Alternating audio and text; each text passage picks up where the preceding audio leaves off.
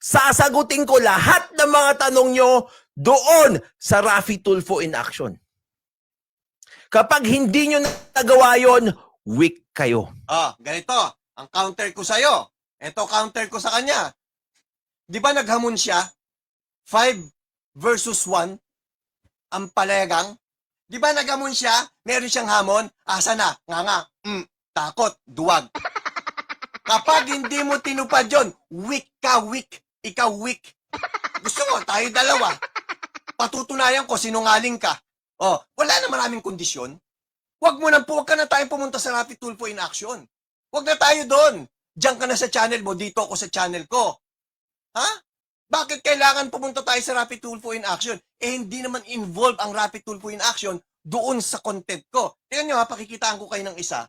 Pakikitaan ko kayo, eto ha. Puro kayo mekos-mekos. Ano kayo mga duwag? Ha? Ano ito? Alam nyo ba kung ano ito? Ito ang sagutin mo. Walang kinalaman ito doon sa Raffy Tulfo in Action. Ano po yan? Membership ko yan doon sa channel mo. Na pinangakuan mo ako, Libayan. Ang sabi mo, sa mga members dito, magkakaroon ng exclusive content for members only. Ikalawa, magkakaroon ka ng editor at saka webmasters. Ano ang kinalaman ni Raffy Tulfo dyan para isumbong ka pa sa RTIA? Yan ang strong. Patunayan mo, wag mong imekos-mekos. Wag kang duwag. Abogado ka pa naman. Nag-gets mo? Ano tayo dito? Yan ang reason kung bakit hindi tayo kaya ni Libayan. Duwag po si Libayan sa atin. Guys, duwag po si Libayan sa atin.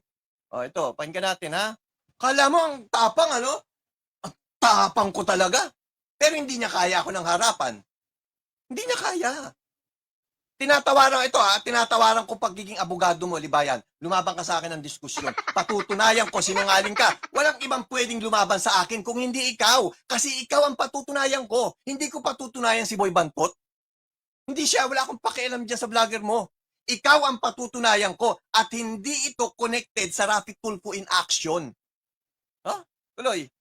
Ipakita nyo! Ipakita mo, Nico David, na tumatawag sa'yo si Raffy Tulfo. Wala akong pakialam doon. Issue nyo yun. Pero since nang hinamon mo kami mga ampale, ako. Kasi ang unang hamon mo, 5 versus 1. Yun ang unang hamon mo. Ano yun? Binaliwala mo na yung unang hamon mo, pumunta ka na sa ikalawang hamon. Bakit? Hindi mo kaya pala yung unang hamon mo? Hindi mo kayang panindigan yung unang hamon mo? Ngayon, kanino ka magpapasikat sa mga kabatas mong zombie? Hindi, matapang ako, ipatulpo nyo ako. Ako, matapang din ako. Magdebate tayo. Patutunayan ko, Libayan, sinungaling ka.